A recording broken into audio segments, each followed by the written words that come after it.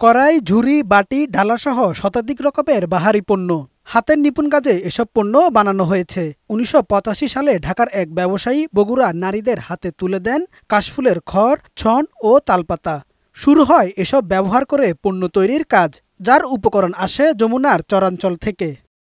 এরপর ১৯৯০ সালে জেলার শেরপুর উপজেলার হাপনিয়া এলাকায় গড়ে ওঠে এই ধরনের পণ্য তৈরির ১৭টি কুটির শিল্পের প্রতিষ্ঠান, যেখানে কাজের সুযোগ হয়েছে ৩ লাখেরও বেশি নারী পুরুষের। পরিবারে এসেছে আর্থিক সচ্ছলতাও। সংসারে কাজের মধ্যে মনে হয় যে কাজ চালাইতেছে। স্বামী মারা গেছে, আমি 2টা মেয়ে নিয়ে এগুলা দিয়েই ডালা তুলে এগুলা দিয়েই আমি চলি। সচ্ছলতা ভাবে চলতে পারি, ছেলে মেয়েকে লেখাপড়া করাই।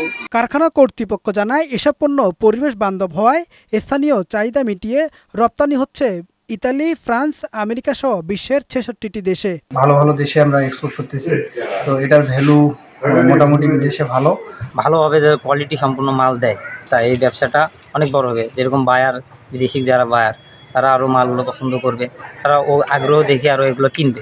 স্থানীয় প্রশাসন জানিয়েছে এই শিল্পের প্রসারে কারিগরি সহায়তা ও সুদমুক্ত ঋণ সুবিধা দিয়ে সহায়তা করছেন তারা। প্রশাসনিকভাবে বা আমাদের যে কোনো রকমের সাপোর্ট যদি প্রয়োজন হয়, আমরা অবশ্যই সেটা তাদেরকে দেওয়ার চেষ্টা করবো, এটা আমাদের মধ্যে রয়েছে। আর এছাড়া আমাদের এখানে যদি কোনোভাবে তাদেরকে অ্যাকোমোডেট করা, তাদের যদি দেশীয়ভাবে অ্যাকোমোডেট করার কোনো সুযোগ থাকে, আমরা সেটাও দেখব। সুদমুক্ত ক্ষুদ্র ঋণ বিতরণ করা হয়েছে।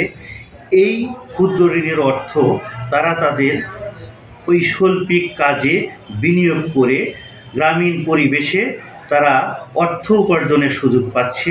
উদ্যোক্তারা জানালেন, বাহারি এসব হস্তশিল্প থেকে বিদেশে রপ্তানি করে আয় হচ্ছে ২০০ কোটি টাকা। কামাল উদ্দিন, বৈশাখী সংবাদ।